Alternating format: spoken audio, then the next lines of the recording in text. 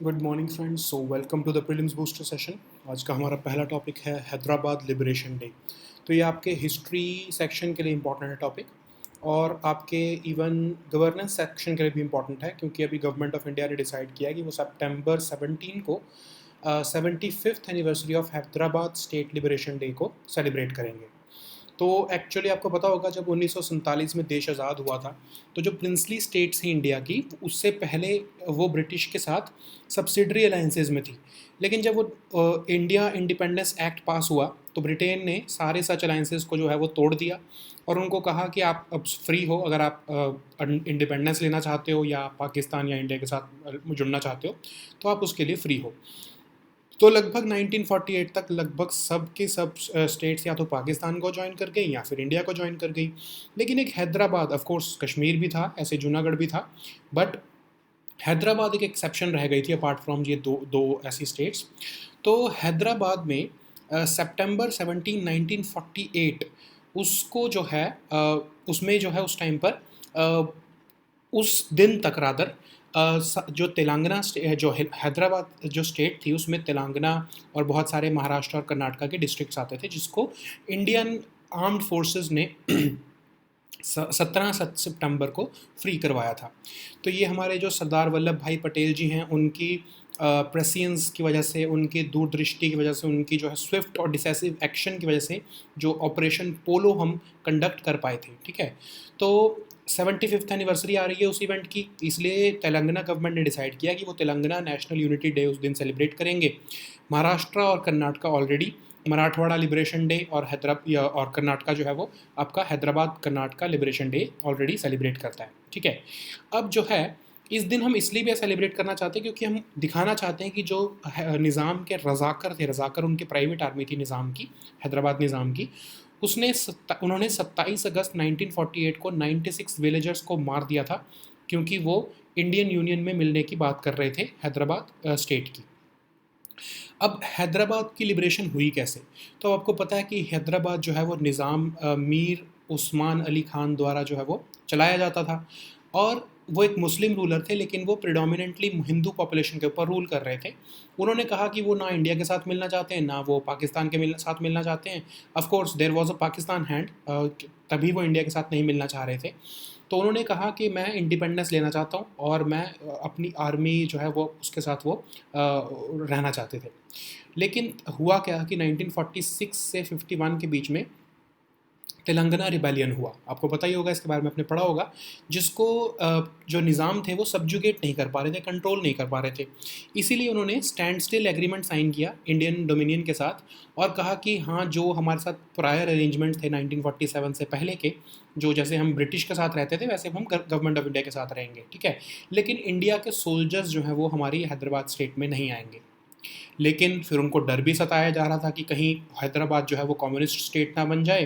तो उन्होंने रज़ाकर्स जो हैं वो जो है मुस्लिम जो नेशनलिस्ट रज़ाकर्स थे, जो प्राइवेट आर्मी थे, वो कहीं जो है निज़ाम के अगेंस्ट ही ना खड़े हो जाएं। तो उन्होंने क्या किया, जो है एक तरह से जो है रज़ाकर्स का मिलिट्री एक्शन करवाया अगेंस्ट कम्युनिस्ट्स। ठीक है, लोगों को मारना शुरू कर दिया कि नहीं, आप हम इंडिया के साथ नहीं मिलेंगे। तो इसके एक्शन में, इसके रिस्पांस में इंडियन आर्म्ड फोर्सेस ने हैदराबाद स्टेट के लोगों को बचाने के लिए निज़ाम रूल्ड प्रिंसली स्टेट को जो है में इन्वेजन किया, और अनेक्स करके उसको इंडियन यूनियन के साथ जोड़ दिया ऑपरेशन पोलो द्वारा। ठीक है, तो उसके बाद निज़ाम ने इंस्ट्रूमेंट ऑफ एक्सेशन साइन किया और इंडिया को ज्वाइन कर लिया था। इसीलिए 17 सितंबर इतना इंपॉर्टेंट डे है, इसलिए ही तेलंगाना नेशनल इंटीग्रेशन डे जो है वो अभी तक जो है वो मनाया जा रहा है। ठीक है, सो नेक्स्ट हमारा टॉपिक है शॉर्ट एंटी टीबी रेजिमेन। तो ये आपके गवर्नेंस रादर आपके स्पेसिफिकली हेल्थ टॉपिक के लिए इंपॉर्टेंट है। तो आपको पता है कि ट्यूबरक्लोसिस की जनरली जो मेडिसिन होती हैं वो लगभग 18 महीने तक चलती हैं, लेकिन अब एक शॉर्ट टीबी रेजिमेन भी आया है, एंटी टीबी रेजिमेन आया, जिसका नाम है BPAL। BPAL क्यों है? क्योंकि इसमें 3 तरह के ऐसे एंटीबायोटिक्स हैं, बेडाक्विलिन, प्रेटोमिनेट और लिनाजोलिड। ये तीनों मिले हैं, तो ये जो है लगभग 6 महीने तक ही इसको देने की ज़रूरत पड़ रही है, और देखने को मिला है कि 84 से आपके 94% के आसपास जो मरीज़ हैं टीबी के, वो इससे ठीक हो रहे हैं। तो वो आपका टीबी होता क्या है, एक बैक्टीरियल इन्फेक्शन होती है, जनरली आपके लंग्स को इन्फेक्ट करती है, बट मोस्ट प्रोबेबली ये आपके अदर ग्लैंड्स में भी जा सकती है, बोन्स में या नर्वस सिस्टम को भी जो है इन्फेक्ट कर सकती है। ऑफ कोर्स अगर सही टाइम पर सही एंटीबायोटिक्स का कोर्स शुरू किया जाए तो इससे बचा जा सकता है। तो कई तरह के होते हैं ट्यूबरकुलोसिस। पहला होता है पल्मोनरी टीबी, जो आपका सबसे कॉमन है, जो आपके लंग्स को अफेक्ट करता है। सबसे कंटेजियस भी यही होता है, सबसे ज़्यादा फैलने वाला भी यही होता है, ठीक है। लेकिन बहुत से जो हेल्दी लोग हैं उनमें उनका जो नेचुरल बॉडी का इम्यून सिस्टम है वो इस इन्फेक्शन से लड़ लेता है और उस बैक्टीरिया को मार देता है, तो इसलिए उनके पास उन पे कोई सिम्टम्स नहीं होते हैं। दूसरा होता है आपका लेटेंट टीबी। लेटेंट टीबी क्या होता है कि इम्यून सिस्टम बैक्टीरिया को तो नहीं मार पा रहा है, लेकिन वो बॉडी में स्प्रेड होने से उसको रोक रहा है, ठीक है। इसको कहते हैं लेटेंट टीबी। इसलिए ये लोग भी जो हैं वो इन्फेक्शियस नहीं होते दूसरे लोगों के लिए। लेकिन आपका थर्ड फॉर्म होता है एक्टिव टीबी। एक्टिव टीबी मतलब आपका इम्यून सिस्टम ना तो उसको मार पा रहा है ना उसको कंटेन कर पा रहा है। तो लगभग 1/4 जो लोग हैं जो टीबी से पीड़ित हैं वो यही एक्टिव टीबी से पीड़ित होते हैं। हो सकता है कि आने वाले टाइम में जब ये एक्टिव टीबी उनको होता है उसके बाद धीरे धीरे जब वो दवाई लेना शुरू करते हैं उसके बाद वो कन्वर्ट होकर लेटेंट टीबी में जो है वो डेवलप हो जाए, जब आपकी बॉडी में स्प्रेड ऑफ टीबी जो है वो रुक जाए, ठीक है। सो इसकी ट्रीटमेंट जनरली 6 से 8 महीने चलती है, जैसे आपको बताया मैंने। लेकिन अभी ये नवी शॉर्ट एंटी डोज रेजिमेन आ रहा है, इसके भी ट्रायल्स चल रहे हैं इंडिया में, अभी इसको अप्रूवल नहीं मिला है। सो इंडिया में स्टेटस ये है कि इंडिया में largest share of global TB burden है। लगभग 19 साढ़े 19 लाख लोग जो हैं वो 2021 में अगर हम देखें तो टीबी से पीड़ित थे। तो उसके लिए हमने नेशनल टीबी एलिमिनेशन प्रोग्राम चलाया, जिससे हम 2025 तक जो है टीबी को एलिमिनेट करना चाहते हैं, और national strategic plan for tuberculosis elimination भी इसी लिए चलाया गया है, ठीक है। सो नेक्स्ट हमारा टॉपिक है क्लस्टरिंग ऑफ कॉलेजेस। तो ये आपके गवर्नेंस के लिए इंपॉर्टेंट है, रादर जो उसके अंदर एजुकेशन का टॉपिक है उसके लिए ज़्यादा इंपॉर्टेंट है। तो यूजीसी ने भी न्यू गाइडलाइंस इशू की हैं जिससे कि कॉलेजेस और यूनिवर्सिटीज़ उनको मल्टी डिसिप्लिनरी बनाया जा सके। अब ये गाइडलाइंस कहती क्या हैं? ये कहती हैं कि अगर आसपास की लोकेशन में बहुत सारे इंस्टीट्यूशंस लोकेटेड हैं तो उनको क्लस्टर कर दो। उससे होगा क्या कि समझ लो कि कोई बहुत ही अच्छा आर्ट्स का कॉलेज है और लेकिन वहाँ पर इंजीनियरिंग अच्छी नहीं पढ़ाई जाती है, ठीक है, उनके पास उनकी इंजीनियरिंग डिपार्टमेंट उनका अच्छा नहीं है, लेकिन पास में ही कोई और इंजीनियरिंग डिपार्टमेंट का जो है अच्छा कॉलेज है, लेकिन उनकी आर्ट सेक्शन सही नहीं है। तो ऐसा अगर हम ऐसा करें कि उनको क्लस्टर कर दें तो अच्छी फैसिलिटीज़ एक ही क्लस्टर में बहुत सारे लोगों को मिल जाएगी ना। आपको आर्ट्स भी अच्छा मिल जाएगा, इंजीनियरिंग, आप सबकी अच्छी अच्छी चीज़ों को जो है, जो आप एक्सपर्ट्स या स्पेशलिस्ट जो हैं उनको क्लस्टर कर दो एक एरिया में, तो आप उससे अच्छी एजुकेशन दे पाओगे। फिर उन्हें बोला है merger of single stream institutions. हो सकता है कि सिर्फ एक आर्ट्स का ही कॉलेज हो एक एरिया में, हो सकता है सिर्फ एक इंजीनियरिंग का ही कॉलेज हो एक एरिया में, तो उनको आप मर्जर कर दो, उनको मर्जर करके मल्टी डिसिप्लिनरी इंस्टीट्यूशन बना दो। तीसरा उन्होंने बोला है कि जो एग्जिस्टिंग एस्टेब्लिशमेंट्स हैं उनमें भी आप न्यू डिपार्टमेंट सेटअप करो। जब आप न्यू डिपार्टमेंट सेटअप करोगे तो बच्चों के पास ऑप्शन होगा कि वो कौन से और न्यू फील्ड्स ले सकते हैं, ठीक है। तो ये गाइडलाइंस यही कह रही हैं। आपकी क्लस्टरिंग तो आपको समझा दिया कि एकेडमिक कोलैबोरेशन कराओ इन इंस्टीट्यूशंस के बीच में जो आसपास में लोकेटेड हैं। इससे मल्टी डिसिप्लिनरी एजुकेशन और रिसर्च बढ़ेगी और बच्चों को जो है अपने क्रेडिट्स जो है वो अवेल करने का मौका मिलेगा, ठीक है। जैसे अब होता क्या है आपको पता है ना कि जो बच्चे हैं, जो आपको स्टूडेंट्स हैं, उनको आपके नेशनल एजुकेशन पॉलिसी के अंडर क्रेडिट्स देने की बात की जा रही है, तो वो भी उसको अवेल कर पाएंगे कि समझ लो उनके पास म्यूज़िक क्लासेस के क्रेडिट पड़े हैं तो वो उसको अवेल कर पाएंगे कि हाँ जब वो ग्रेजुएट होंगे तो उनके पास ये होगा कि हाँ मेरे पास ये भी क्रेडिट पड़े हैं कि मैंने म्यूज़िक क्लासेस ज्वाइन की थी, ठीक है। फिर जो मर्जर में सिंगल स्ट्रीम इंस्टीट्यूशंस जो हैं उसमें भी ये कहा जा रहा है कि आप जो है मल्टी डिसिप्लिनरी इंस्टीट्यूशंस बनाने की तरफ मूव करो, ताकि एक ही इंस्टीट्यूशन एक ही एरिया में बहुत सारे इंस्टीट्यूशंस जो है मर्ज हो जाएंगे जब, तो वो बहुत तरह की एजुकेशन जो है वो एक ही जगह पर दे पाएंगे, ठीक है। सो एग्जिस्टिंग इस्टेब्लिशमेंट्स को भी आप जो है वो न्यू डिपार्टमेंट सेटअप करो, जैसे आपके लैंग्वेजेस के डिपार्टमेंट सेटअप करो, लिटरेचर, म्यूज़िक, स्पोर्ट्स, क्योंकि होता क्या है कि हमारा डिसप्रपोर्शनेट फोकस जो है वो करिकुलम पर होता है, तो हम ये ऐसी चीज़ें जो है वो कॉलेजेस में यूनिवर्सिटीज़ में मिस कर जाते हैं। तो इसलिए कहा जा रहा है कि एग्जिस्टिंग एस्टेब्लिशमेंट्स में भी न्यू डिपार्टमेंट सेट किए जाएँ, बच्चों को स्टूडेंट ओरिएंटेशन प्रोग्राम्स दिए जाएँ तो उनको बताया जाए कि वो और क्या क्या यहाँ पर पढ़ सकते हैं। फिर जो इवन फैकल्टी है उसकी भी कैपेसिटी बिल्डिंग करने की ज़रूरत है, लाइक जैसे आपका annual refresher program in teaching, ARPIT program जो है वो लर्निंग असेसमेंट टूल्स के साथ चलाया जाता है, ठीक है। सो नेक्स्ट हमारा टॉपिक है special maternity leave. Social issues के लिए टॉपिक इंपॉर्टेंट है। तो सेंट्रल गवर्नमेंट ने डिसाइड किया है कि अगर कोई विमेन सेंट्रल गवर्नमेंट एम्प्लॉय जो हैं उनको कोई स्टिल बर्थ होता है उनके साथ, या फिर उनके इन्फेंट की डेथ हो जाती है विद इन फ्यू डेज़, लगभग 28 दिन के बीच में, तो उनको जो है वो स्पेशल मैटरनिटी लीव मिलेगी 60 दिन की, ठीक है। तो ये होता क्या है कि कई बार स्टिल बर्थ क्या होता है, पहले तो आपको ये पता होना चाहिए। कई बार क्या होता है कि जब 28 वीक्स का जेस्टेशन पीरियड जो है प्रेगनेंसी में, उसके बाद जो है बेबी जो होता है उसके अंदर कोई साइंस ऑफ लाइफ नहीं रह जाते हैं, तो वो जब उसका बर्थ होता है तो मतलब वो एक तरह से डेड बेबी जो है वो बॉर्न होता है, तो उसको हम कहते हैं स्टिल बर्थ, ठीक है। तो उस केस में, या फिर अगर कोई बच्चा पैदा होने के 28 दिन के अंदर मर जाता है अनफॉर्चुनेटली, उस केस में जो है सेंट्रल गवर्नमेंट ने डिसाइड किया है कि जो मदर है उसको बहुत ज़्यादा ट्रॉमा होता है, उसकी लाइफ पूरी बदल जाती है, तो उसको आपको रिकवर होने के लिए 60 दिन की स्पेशल मैटरनिटी लीव देने की ज़रूरत है, ठीक है। तो ये, लेकिन ये लीव सिर्फ तभी अवेलेबल होगी अगर विमेन के दो सर्वाइविंग चिल्ड्रन हैं या 2 से कम है, ठीक है। उससे ज़्यादा पे ऑफकोर्स ये वैलिड नहीं होगा। सो नेक्स्ट हमारा टॉपिक है crop cultivation situation in India. तो ये आपके एग्रीकल्चर टॉपिक के लिए इंपॉर्टेंट है, तो इसमें एक्सप्लेन तो ज़्यादा करने की ज़रूरत नहीं है, बट आपको पता होना चाहिए कि जैसे इस बार कौन सी स्टेट्स में कल्टीवेटेड एरिया ऑफ पैडी जो है वो ज़्यादा देखने को जो है डिक्रीज़ देखने को मिला है, कौन सी स्टेट्स में इंक्रीज़ देखने को मिला है। ऐसे ही पल्सेस के केस में भी है, हमको पता लगा है कि मार्जिनल डिक्रीज़ हुआ है इस बार हमारे कवरेज पल्सेस का कंट्री में, तो हो सकता है हमको इम्पोर्ट जो है करनी पड़ेंगे आने वाले टाइम में। सो ऐसे ही ऑयल सीड्स में भी हमको स्लाइटली लेस देखने को मिला है, और लेकिन शुगर केन के केस में थोड़ा सा इंक्रीज़ देखने को मिला है प्रोडक्शन में, ठीक है।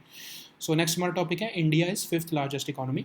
आपके इकोनॉमी टॉपिक के लिए ऑफ कोर्स इंपॉर्टेंट है ये। तो ब्लूमबर्ग की रिपोर्ट के हिसाब से इंडिया जो है वर्ल्ड की 5th लार्जेस्ट इकोनॉमी बन गया है यूनाइटेड किंगडम को ओवरटेक करने के बाद, ठीक है। तो हमने मार्च 2022 के बाद जो है यूनाइटेड किंगडम को ओवरटेक कर लिया है और हम 5th लार्जेस्ट इकोनॉमी बन चुके हैं। तो आने वाले टाइम में 2029 में इंडिया जो है वो 3rd लार्जेस्ट इकोनॉमी भी बनने वाला है, और जो है आने वाले टाइम में हम जो है 3rd लार्जेस्ट इकोनॉमी बनेंगे, हम जर्मनी और जापान को भी सरपास कर जाएंगे, ठीक है। लेकिन हम कंपैरिजन देखते हैं, इतना हमको खुश भी होने की ज़रूरत नहीं है ऑफ कोर्स, लेकिन अगर हम कंपैरिजन देखें तो इंडिया की पॉपुलेशन लगभग 1.4 बिलियन है, और यूके की पॉपुलेशन 68.15 मिलियन है। तो इसका मतलब क्या हुआ कि इंडिया का जो जीडीपी पर कैपिटा है वो बहुत कम है एज़ कम्पेयर टू यूके। लेकिन याद रखो, जो पॉवर्टी लेवल थे जब 19th सेंचुरी स्टार्ट हुई थी, तो यूके का में एक्सट्रीम पॉवर्टी इंडिया से भी ज़्यादा थी, ठीक है। शेयर जो था वो इंडिया से भी ज़्यादा था, लेकिन फिर उन्होंने कॉलोनियल जब हमारे ऊपर कैप्चर किया, हमारे रिसोर्सेज लूटे, उसके बाद ये सिचुएशन रिवर्स हो गई। और लेकिन फिर भी इंडिया अपने सिर्फ 75 साल की जर्नी में, उससे पहले तो बहुत लूटा गया है हमको, उस 75 साल की जर्नी में इंडिया ने जाइंट स्ट्राइड्स जो हैं वो अचीव किए हैं इन टू का पॉवर्टी, ठीक है।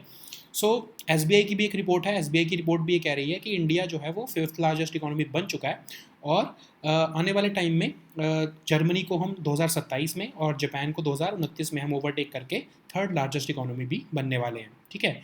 सो इंडिया का इस टाइम पर ग्लोबल जीडीपी में शेयर है 3.5%, और 2027 में ये 4% के आसपास होने वाला है, ठीक है।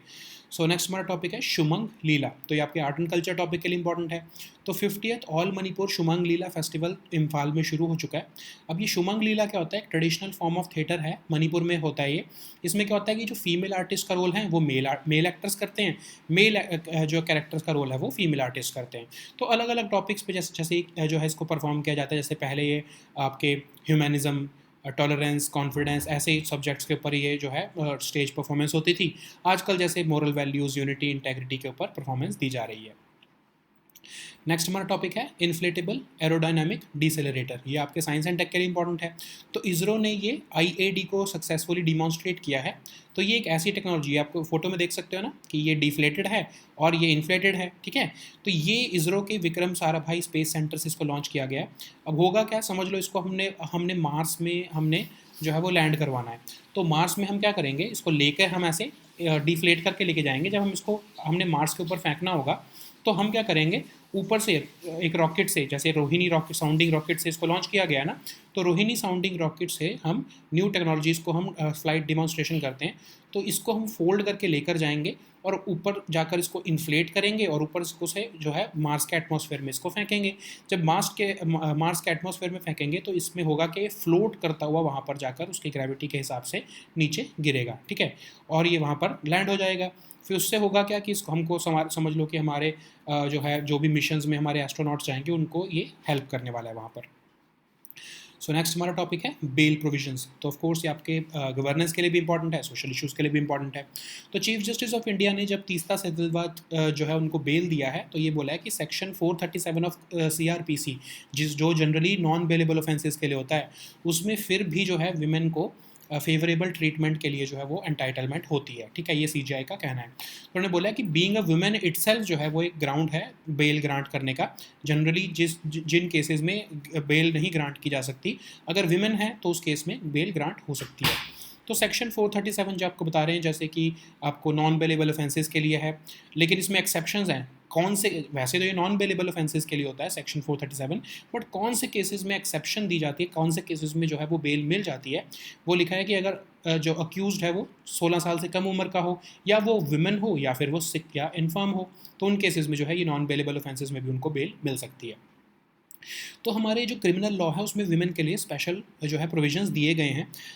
समझ लो जैसे एक एग्जांपल दिया है यहाँ पर कि अगर पुलिस ऑफिसर जो है वो किसी पर्सन को जो है वो इन्वेस्टिगेट करना चाहता है, उसको जो है वो उसकी अटेंडेंस चाहता है, तो वो बुला सकता है अंडर सेक्शन 160। लेकिन एक विमेन को ऐसा नहीं बुला सकते, उसको उसी जगह पर जाकर इन्वेस्टिगेट कर सकते हैं या उससे ऐसी क्वेश्चनिंग कर सकते हैं जहाँ पर वो रिजाइड करती है, ठीक है। So now let us see all these topics in English. So the first topic is Hyderabad Liberation Day. So this topic is important for your history section.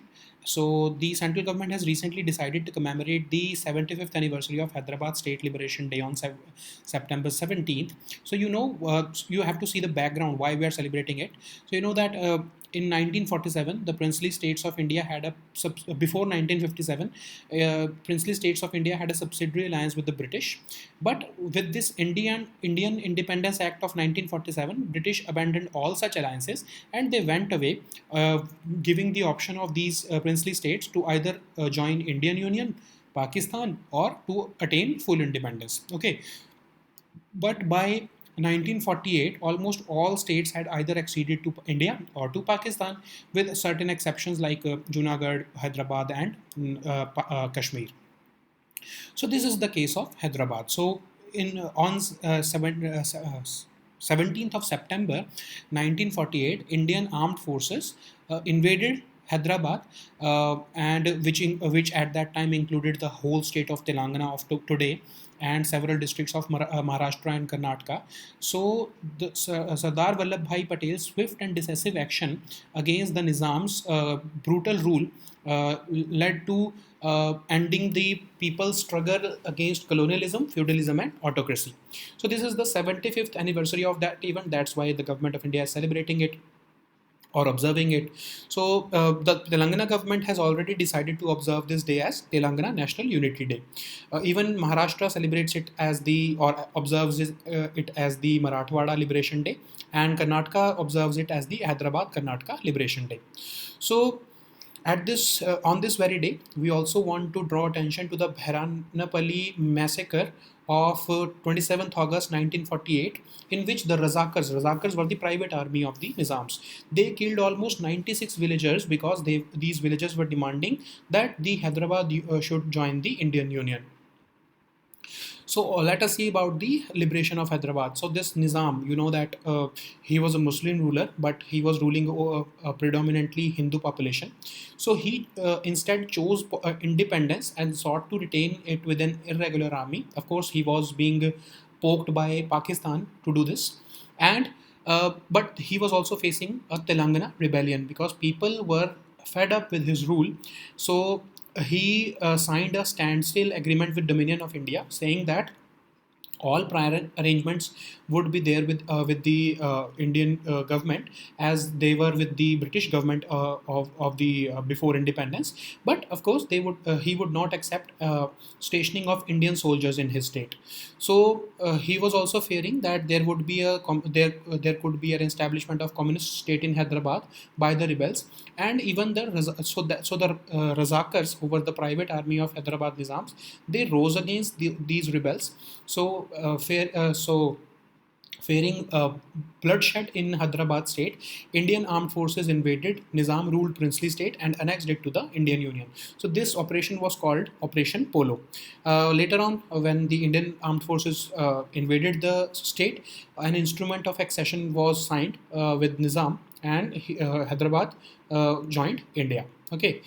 So the next topic is short anti-TB regimen. So this topic is also important for your governance section, rather for your health subtopic. So you know that a brief tuberculosis remedy consisting of just 6 months of antibiotics, referring to as BPAL, has been approved by certain countries. Rather, as scientific approval has been given. But of course, it is undergoing clinical trials in India. So why it is named BPAL? Because it consists of three antibiotics: bedaquiline, pretominate, and linezolid. So it has shown favorable outcomes in almost 84% to 94% of the sickest TB sufferers. So it's a bacterial infection. You know, tuberculosis is a bacterial infection. It mainly affects the lungs, and it can be cured if it is treated with the right antibiotics. So what are the types of TB? You know that the most common one is pulmonary TB, which affects the lungs, and it is also the most contagious type. Generally, in healthy people, the natural immune system of the body fights against the infection and illness also, and then it kills the bacteria, so there are no symptoms in such people.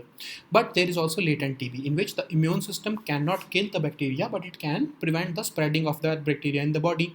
In those cases also, these people are not infectious to others.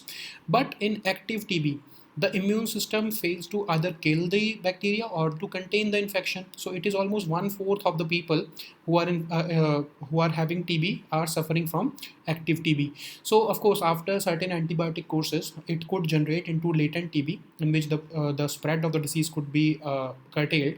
But we have this 6 to 8 months of I'm sorry 6 to 18 months of antibiotic courses for the treatment of TB. In India, we have almost 19.33 lakh cases of tuberculosis in 2021, because India is having the largest share of global TB burden. We have also launched this national TB program, elimination program, because we want to end the TB epidemic by 2025. For that, we also launched this national strategic plan for tuberculosis elimination. So the next topic is clustering of colleges. So this topic is important for your education, subtopic, which falls under the governance topic. So UGC has issued guidelines for transforming colleges and universities into multidisciplinary institutions. So these guidelines are saying that we should make clusters of institutions which are located in proximity. So like I was giving an example earlier, that let's suppose in an area there is a very famous college which is known for its arts courses.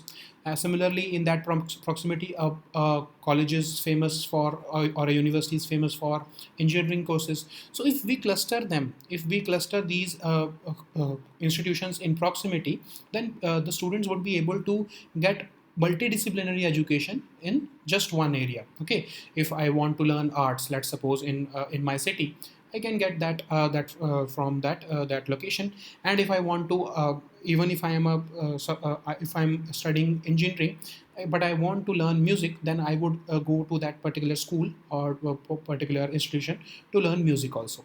Okay, so the basic aim is to make to make students or to make our education multidisciplinary in character.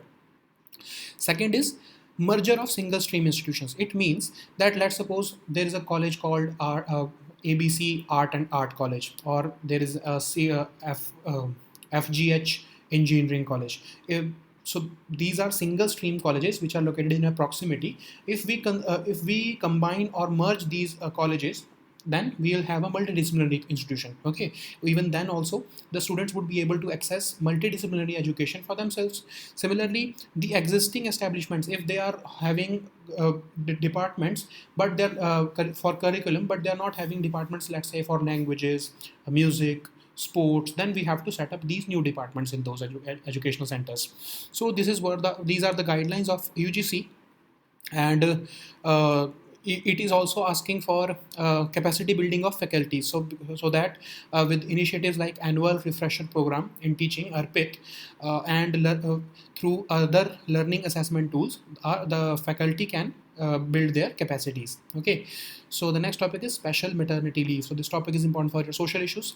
So central government has decided a 60-day special maternity leave for women of central government employees, for women central government employees, in case they have a stillbirth or a death of an infant within a few days of birth. So what is a stillbirth?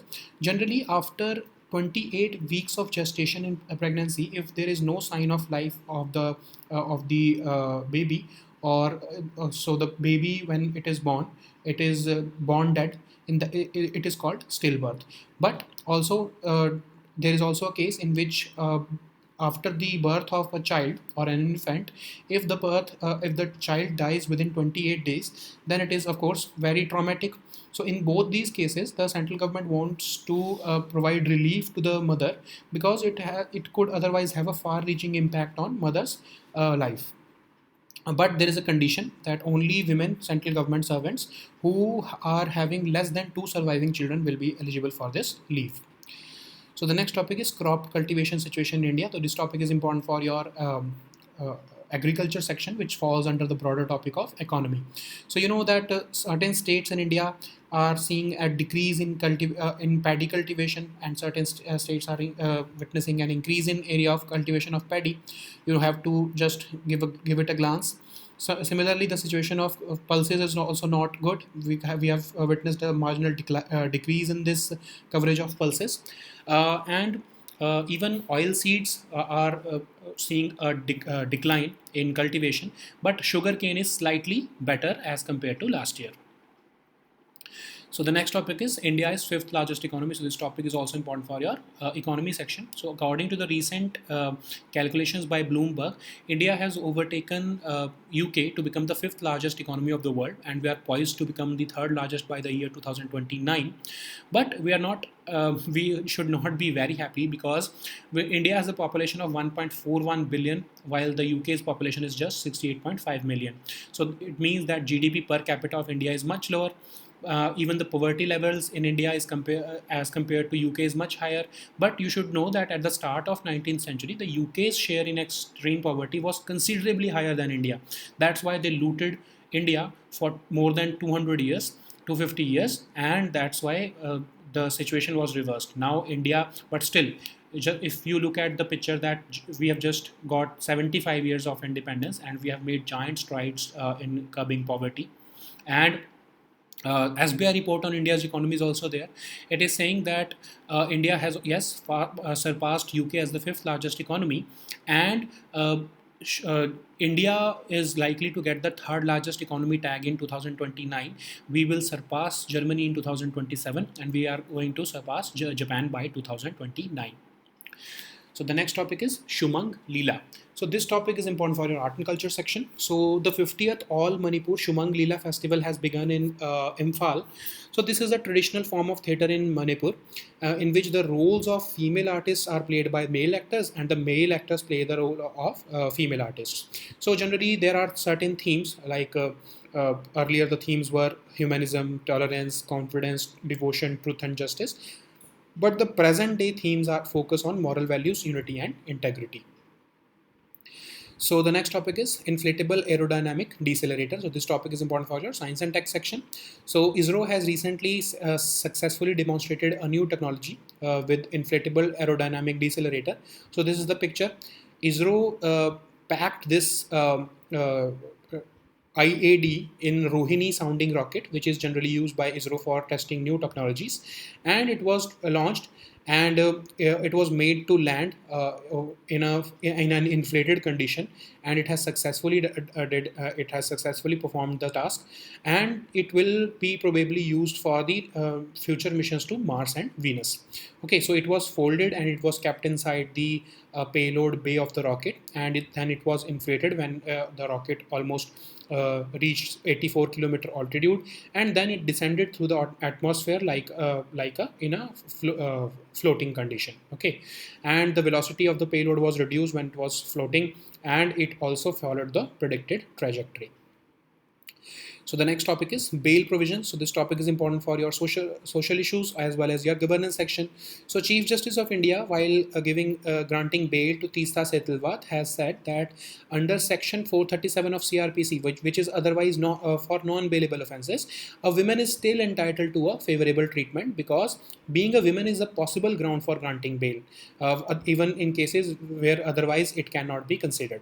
So Section 437 is dealing with the cases of non-bailable offences, but there are certain exceptions. Not all people are arrested under these sections will not get bail, because there are certain exceptions. If a person is under the age of 16, then also of course the person can be granted a bail, or the person or the accused is a woman, or the accused is sick or infirm. In that cases also there is a consideration that the accused can be granted a bail. So we have special provisions for women in our criminal law, in generally in section 160 of CRPC.